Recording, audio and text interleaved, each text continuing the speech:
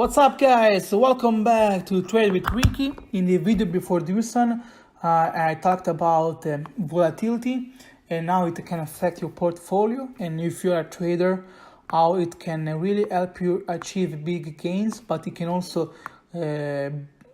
blow out your account if you don't know what you're doing.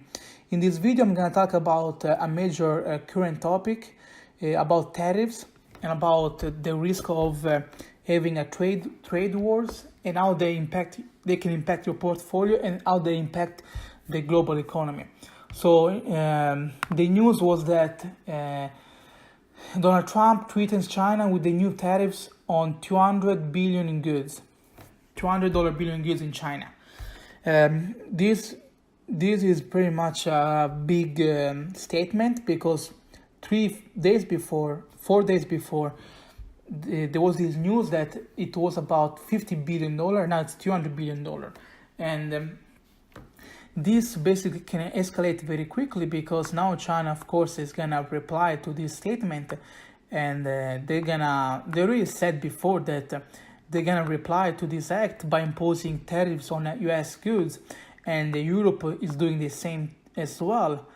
As it says over here, European Union announced it will impose retaliatory tariffs on 3.3 billion of US products, from Harley Davidson motorcycle to bourbon whiskey and so on. So basically, as you guys can see, Trump is creating a major chaos in the world economy, and everyone is responding to him by imposing tariffs on US goods.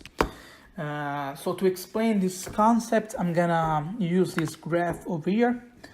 This is a basic graph where there is a demand curve and the supply curve. There is the price before and after the tariff. P2 represent the world supply. P2 represent the world price with the tariff. P1 represent before the tariff, and P represent the equilibrium price. As you guys can see from over here, when the price was at P1, the quantity supplied was Q1. When with the tariff, the producer supplies more quantity, that is represented Q4. The consumer, which is highlighted by the demand curve, first during P1 demands Q2 quantity. With the tariff, it demands Q3 quantity, which is a lower amount.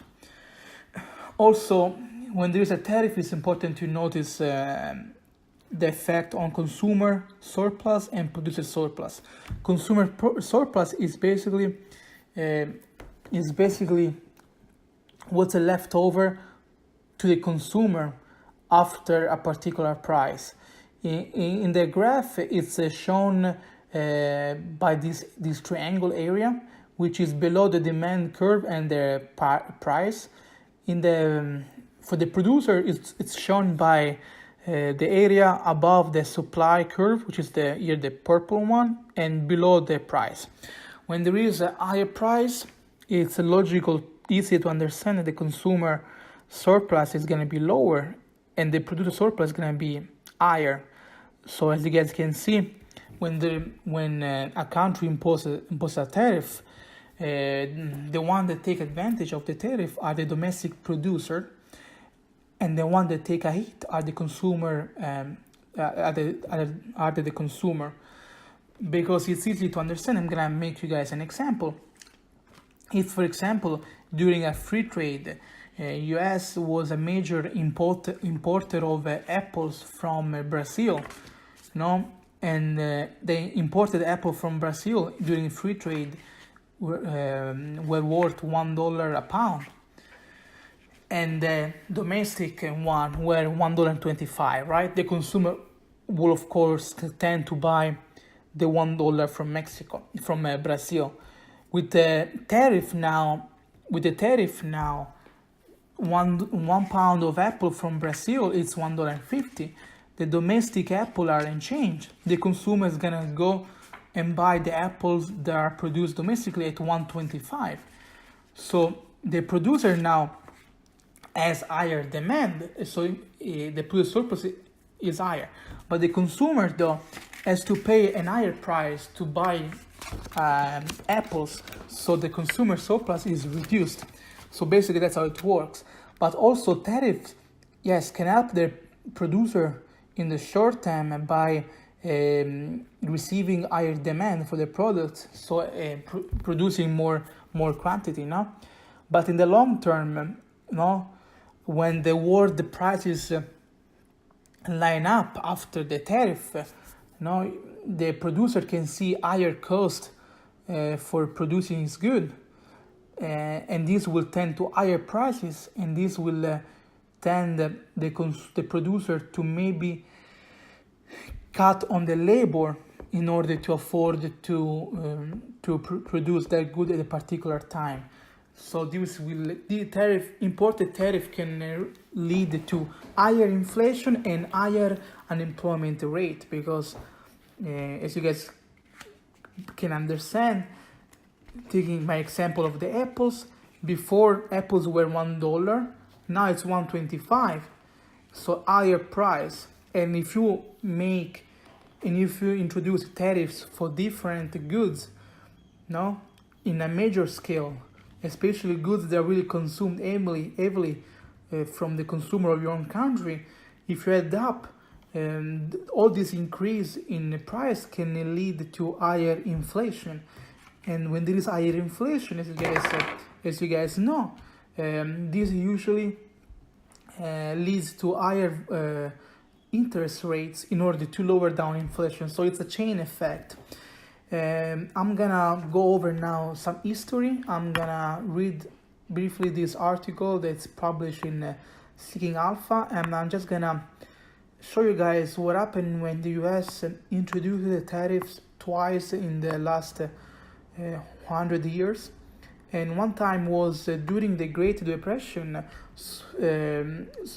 It was called the Smoot-Hawley tariff, went to law in 1930, and they raised the tariff on over 20,000 goods. Now, so basically, they raised the tariff on 20,000 goods. The major countries that were impacted were Canada and Italy. And what they did is that they responded to this by imposing their own tariff on US goods. And what happens is that from 1929 to 1934, the percentage of goods traded globally declined by 66%. I mean, so basically what happens is that countries didn't want to trade with each other. They were producing and they were consuming their own product. No. This deepened even more the Great Depression that was in 1929. So basically, it had a major impact on the economy. Another example, and I really remember this one, was during the Bush administration. In 2002, President George W. Bush introduced tariffs on steel about 30% up in 2002.